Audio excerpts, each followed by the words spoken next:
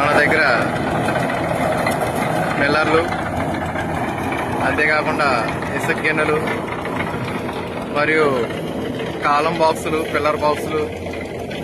ఇప్పుడు ఇదిగో ఇక్కడ ఇలాగ సెంటరింగ్ లేకుండా ఇలా తొట్టు బింపు కొట్టుకోవడానికి 10 అడుగుల రేకులు, 12 అడుగుల రేకులు, 8 అడుగుల రేకులు, అనేక రకాలైన రేకులు మరియు కరెంటు వైప్లైటర్లు,